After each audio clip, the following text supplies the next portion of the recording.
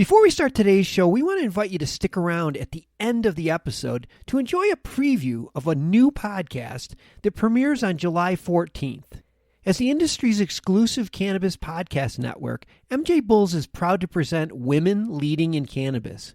Join host Kira Reed each week for inspirational discussions with women who are leading the cannabis industry.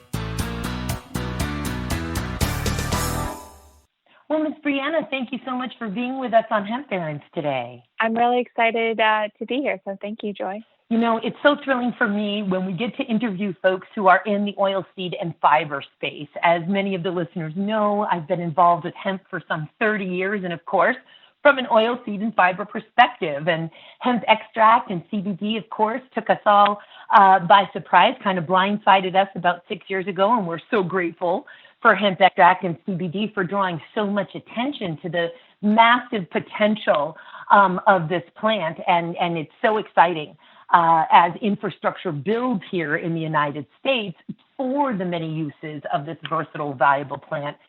When we get to interview folks who are really involved with it and taking charge. And you are a star, really, because you have come to hemp not just with your enthusiasm and not just with a very deep background in grassroots activism that I'm really excited to talk about as we move further, but you are quite an accomplished executive. You come from Under Armour, several years in Under Armour, as well as Prana for nearly 3 years as associate production manager, sustainability analyst, corporate social responsibility, executive positions. And you're taking all that you've learned and all of that passion and all of that great experience with those large, successful companies and delivering it to hemp and the promise of hemp. Miss Brianna, what brought you to create this incredible hemp towel and tote bag company, Anact? Tell us about it. Wow. I'm just going to go do like a quick round around the track because that was like such a great inspirational summary of myself. So thank you for that. So, you know, what really led me to hemp was my work in the textile industry and seeing the disconnects and seeing how broken the system was, meaning that it operates on this almost 2-year calendar product creation process. So designers are forecasting years out to try to sell, which creates lots of issues if their designs don't hit the mark. So there's a lot of excess inventory, and we're not designing for end of life. And on top of that, we're also the impact of how these products are being made that are happening on people and the planet. And it's so removed for the U.S. market in regards to that entire supply chain. And I just really was frustrated working in that corporate space for these brands, but not seeing the things I felt needed to change fast enough because there just wasn't that, leadership happening. There just weren't people who I didn't see who were doing it. So I knew that I wanted to be a part of that. I just didn't know what that looked like. And I never expected it would be as a business owner. I thought it would be as a consultant or continuing to work within the brand space.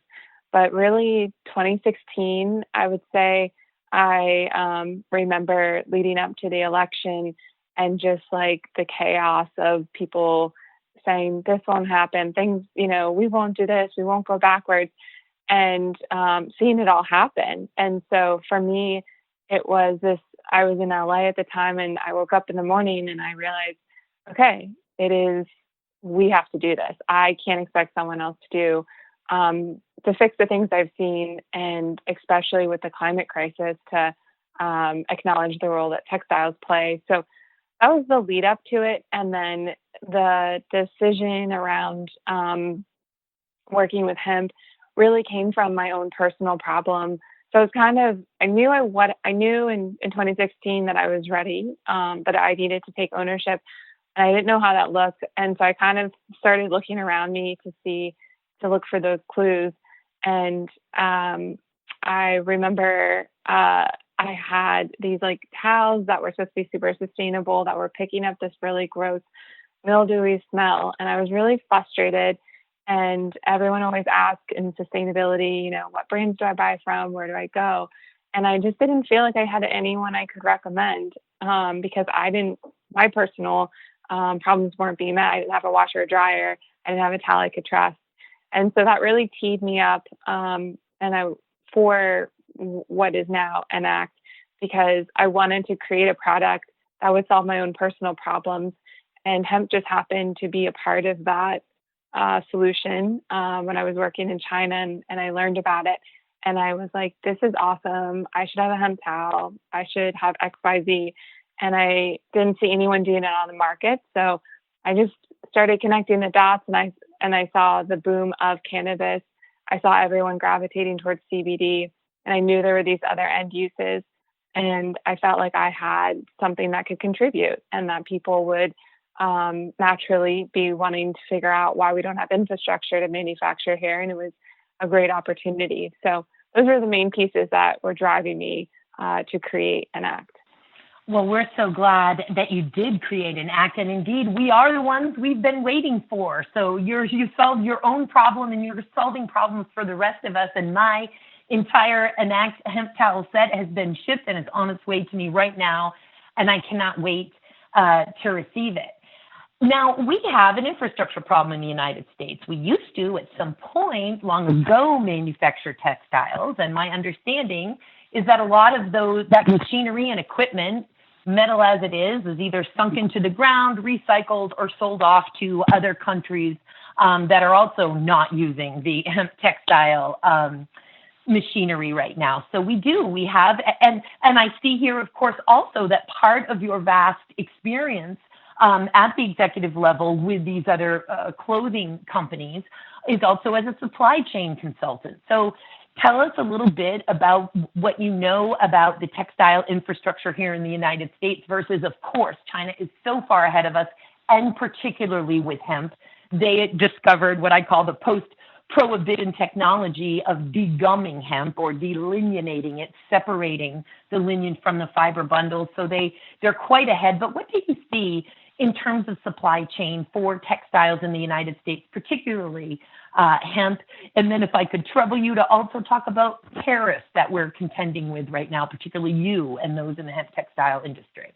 Sure. And thank you so much for your support. That's one of the things that, we try to communicate to people, because people people buying in the U.S. want made in USA manufacturing, but they don't realize it doesn't exist. And one of the only ways that it will exist is by creating a market so that farmers and processors will invest in it because they'll know where they're selling to. So that's something that's super important when we talk about the manufacturing component, because so many people want to create those certain guidelines or specifications that they, want in order to purchase, but they're not realistic. And really, this industry for textiles specifically has left decades ago and is built on a really unsustainable model of chasing low-cost labor, and is usually the first industry into developing countries. So right now, the conversation is that the industry will go to Africa. That's the last continent it hasn't gone to yet. And so when I saw that trend happening, I really didn't want to see what the textile industry can do from just an environmental component to countries in Africa, and how could we invest in automation and robotics and think like an Elon Musk in regards to innovating so that we can invest and have it here in the U.S. There's a lot of people who talk about that they can do hemp textiles, and everything. And at first, I believed everybody. And when I was first sourcing and looking to how to manufacture, and then when I started asking, can you show me a sample of yarn? Can you show me a, fabric? What do you have? Nobody could show me anything. So that was and that's kind of been the situation to date still. There's a lot of, people who will constantly be reaching out. But as a startup and, right now I 100% own the company, we just don't have that R&D or capabilities to invest in that with other people unless they've done the investing themselves. And I do get a little frustrated. I mean, I haven't done it a lot lately and I love Patagonia, but they, will say certain places in Kentucky and Colorado are doing hemp fiber. They're, sourcing that. And so that's not true. And I've explored all of those avenues and none of them have ever yielded those results for me personally. And so I think in the textile industry and sometimes in the hemp industry, people don't realize that it hasn't really been done because they're like, oh, well, we saw this, press release, or we saw this. So yeah, it must be happening. It's like, no, it's not. I tried it, but also, a lot of smoke and so many smoke and mirrors. No, there is no hemp plane. No, there is no hemp water bottle. And no, there is nobody manufacturing hemp textiles on any commercial scale in North America. It's just not happening. Right. Exactly. Not yet. Not yet. Right. We're building it. It's the one foot. It's that 1 foot in front of the other in terms of asking farmers to grow a crop for which there's very little infrastructure and asking investors to invest in infrastructure for which there is only incrementally growing crop. Most folks, as you know, most farmers did grow for extract last year, sort of chasing that unicorn of $1 million per acre. That's never going to happen. And you're such a hero, such a heroine for creating this market. It's buying hemp. My speeches since 1990 are, if we want to create this market, we must drive it economically. We do that by voting with our dollars. We buy hemp, we create the market. You are amazing in that you are delivering to us the items for us to purchase here. And how are the tariffs treating your business right now? I have other friends, of course, in this industry, Larry Servin of Hemp Traders, who's a long-time, decades-long friend of mine, Tyler Frank of Hemptopia. And I know that, these tariffs are affecting you, and yet this is your business model. It is built on delivering this fiber and this textile and this finished product. So how are you handling that? Yeah. So, and we're a baby. Like I had this idea in August of 2017, and then I left Prana and moved home to Jacksonville in 2018. And then I didn't do the Kickstarter until this past September. So, and we didn't go to market until March. And the night we were supposed to have our launch party was when everything hit with COVID. So I guess I just want to give you that context because we have a lot of buzz and we've been building, but we truly haven't even really had our first year under our belt. So when I placed the order for our Kickstarter, unfortunately, it did come in, right when the tariffs came in. But we haven't been impacted in the sense that we're not at a scale where we're ordering that often, where we're thinking about it. But it definitely, because of my background and learning early on, you never want to have all of your production in one place. It did open an opportunity for us to find other partners outside of China. So we do have that now. And I've just been trying to be really strategic. Yeah. But being really strategic before we in light of everything that's been happening within the US and globally, I wanted to kind of step back just to make sure we're really thoughtful with how, even though we love hemp and we know it's really what the opportunity is, we know that some people, are just trying to survive right now. So we didn't, yeah.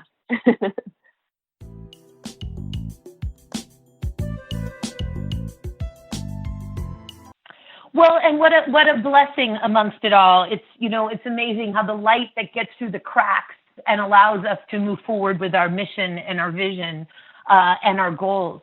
Can you explain to the listeners why it is that you chose hemp over, particularly for something that is going to be wet, why you chose hemp over another fiber? Why is hemp, and I'm going to go ahead and say it, superior as a fiber, particularly for something that gets wet and needs to dry? So hemp is superior from its molecular structure being hollow, which allows the water to pass through it and not get stuck. And that was what attracted me to it. And also that it's biostatic, so it resists the growth of bacteria. And that was really the key component for me growing up in Florida, then living in California near the ocean, and wanting to make sure that my towels didn't pick up that smell and the water wasn't getting locked. It was really important to find a fiber that was a natural plant fiber that had the performance characteristics that were going to solve those problems. And so that's really, what connected me to it was its performance, and also being incredibly durable and made that and natural. And then on top of that, then learning about its sustainability being grown and comparing that to conventional cotton and that industry, it was just a no-brainer to choose it as a preferred fiber in our product. And while we love to blend, hemp is a great blender, and with all due respect to the cotton industry, it's a short, inferior fiber, and the cotton crop takes up over 50% of the world's use of pesticides annually. In walks hemp, having reclaimed itself in the broad light of day among America's other agricultural commodities. And you do choose a blend. It is the great blender, and you use a very popular and healthy blend of 55% hemp, 45% organic cotton. You're doing that with your towels, the hand towel, the washcloth, and the bath towel, which are large, by the way. I'm so excited to get those.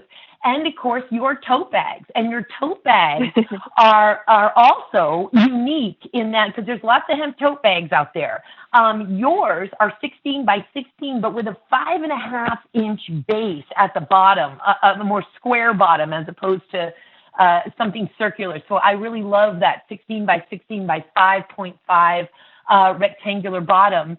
And I notice also that the artwork in everything you do, Brianna, it seeps out of your pores. It seeps out of your website, that in everything you do, you walk with conscience. And I can tell that. And so the artwork on your tote bags say that they are created in collaboration with local Jacksonville artists. So here you are, supporting art, supporting artists in your own community, thus supporting your community. And that the back of every bag says, not a plastic bag. I love that. What gave you the idea to add tote bags into your offerings of beautiful towels? This is really cool. I never get to really talk about this, but so here in Florida, we did a Kickstarter, and then that ended at the end of September. And so once the Kickstarter ended, I was like, okay, that was a grueling month. Like, we pre-sold 40,000 in sales in 1 month. That's the first time I've ever done that. I just, I'm going to take a break and recalibrate until the inventory gets here in 2020, and then prepare for going to market after that. And then everyone started asking, so what are you doing for the holidays? And I was like, oh my gosh, I forgot that we're now like a functioning brand with like people have expectations of me and of Anact. It's not just, okay, we did the towel and when it's here, we'll be ready. This is now another opportunity for us to have a touch point with sharing who we are. And so I brainstormed, and I was thinking, we're here to solve problems. We're not here to create stuff. And what can we get behind that will echo and will help with that? And around that time, I had found out here in Florida that we have a really poor policy on plastic bags, meaning that you cannot create legislation to eliminate plastic bags like in our grocery stores and our retail shops. So it's illegal to ban plastic.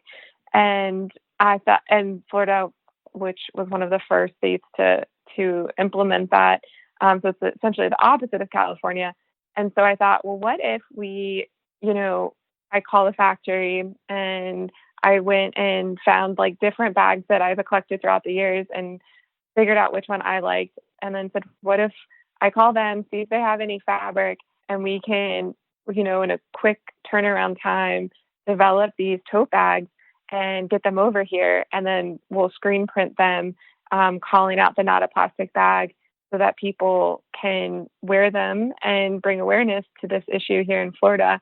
But also we'll do like Florida centric prints and just get to play around and see what resonates. And so that's really where it came from. And at the time I just did markets. I probably did like 40 markets over the holidays. And I wanted to be aware there was a lot of people coming in, like an older crowd for winter. And so I wanted to give a variety of Florida-based options and see what resonated with each market or each different demographic. And that's really where it came to life. And we sold out of the sea turtle before Christmas. And then we have a couple of these prints still left in stock. And we're actually going to be doing a special one for the Black Lives Matter movement that's going to be coming out next month that I'm really excited about. I'm really excited about that. And I can't tell you how thrilled I am that I asked that question of you. I had no idea that there was literally an anti-plastic bag ban law in Florida. That's crazy pants. And yet here you are, again, a perfect demonstration of in each step that you walk and each decision that you make, so carefully thought out. And you use the word sustainability and sustainable, and we love those words and we need those words. And also you clearly strike me as more of a regenerative gal, because you're saying, how can I regenerate here in the decisions that I'm making? And it's so wonderful. And in fact, you are an activist. The name of your company is Anact, one word. Anact Global, in fact, is the full name. Of course, your website is anact.com. And before all of your successful career and your foray into entrepreneurship, and I'm so glad that we've got you here in hemp, you, of course, were a fundraising fellow for the Grassroots Reconciliation Group in Uganda, which is innovative projects for refugees, former child soldiers, and host communities in northern Uganda. Tell us a little bit about your experience in activism. And listeners, we actually had originally scheduled this podcast interview last week, but Miss Brianna had to reschedule because she was caught up in some Black Lives Matters protesting.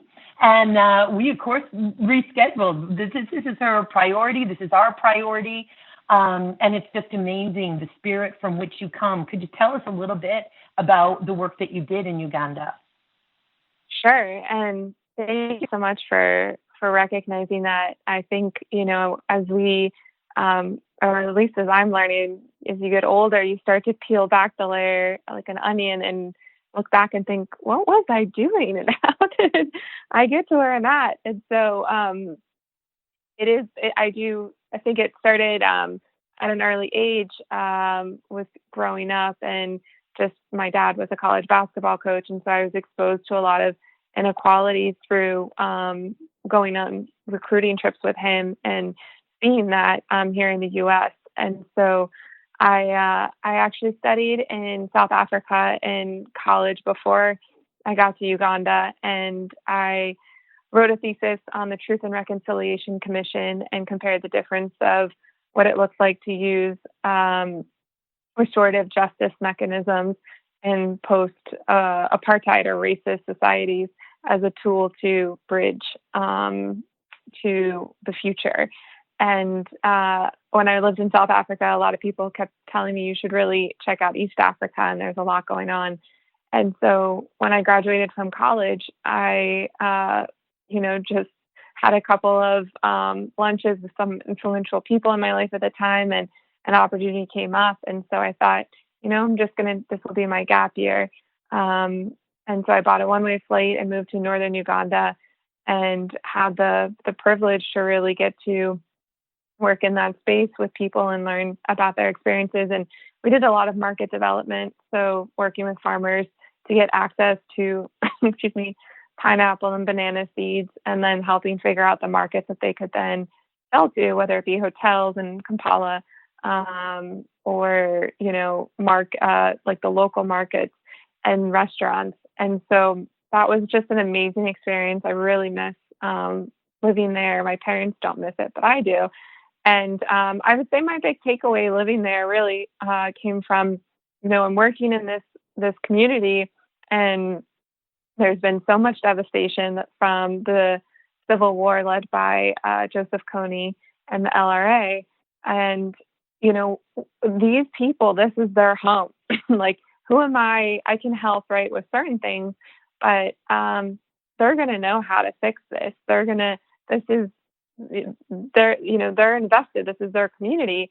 And it really started making me think about what are the disconnects in my own community. And it gets this not luxury, but this exotic, component added if someone says, I went overseas and did X, Y, Z, and that's great. But I think that there's something to be said about staying home and seeing ways in which you want to help within your community, and not have to go to someone else to be a part of that. So that was really my big takeaway and why I wanted to move home after that, and then start to think about how, where are the disconnects here and how can we be a part of doing that, and then go global. But I felt like to acknowledge the things I had already seen and knew and had firsthand experience, and go into someone else's home and tell them what I thought they should do, it didn't add up to me. Just so fantastic on every level. All of these lessons that hemp gets to be the beneficiary of, thanks to you. And folks, you're looking for a gift. You're looking for something that you might actually need and use and that will last for decades. Please, you want the Anact hemp-towels. You want the Anact tote bag, hemp tote bag. And boy, Brianna, I so hope, sister, that you will reach out to me just by email or text as soon as those Black Lives Matter tote bags are ready. I mean, I want for everyone to have your products in their home. Everyone needs your products in each of their homes. And yet the Black Lives Matter tote bag is just so timely, and what a great gift that will be. And I do hope that you will let us know when those become available. I will. And I forgot to mention, we're doing it in a collaboration with several different local partners here in Jacksonville, but one of the photos we're using is a vintage photo shot on, it was called American Beach, or they called it Black Beach. And it was one of the first beaches in Florida that African Americans could go swim without any issue. And so the photo is of this woman, Gigi, who has a nonprofit based here, that we're going to do a percentage of the proceeds or of our sales will go towards funding young women of color to get out and learn how to surf this summer. So we're really, really excited about it. I'm really excited about it, and I'm so glad to have you on the show. I can't wait to get an update. It's such a pleasure to watch this business that you've created develop. I so hope that if you ever need any help, that you will please reach out to me. I've been involved in the industry for many, many years, and I'm just very excited to have you be a part of it, Brianna. Thank you so much for being with us on Hemp Barons today, and for everything that you do. Thank you so much for having me, Joy. I really appreciate just getting to have a really thoughtful conversation. And like you said, I think there's we're doing this for hemp and honoring hemp. It's going to be able to help connect us towards that more regenerative future that I think we're all craving. So thank you. Perfectly said. Thank you right back. Until next time with Brianna.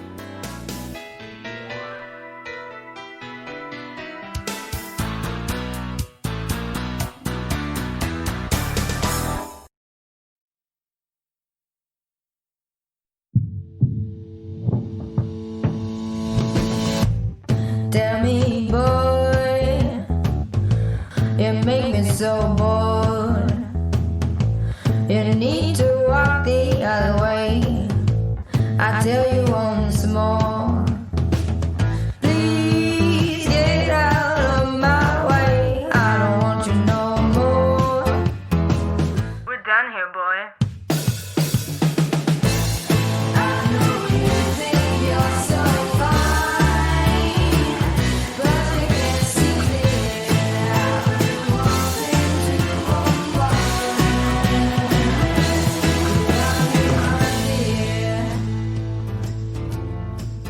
Hi, my name is Kira Reed, and I'd like to invite you to be inspired by the women who are leading in the cannabis industry.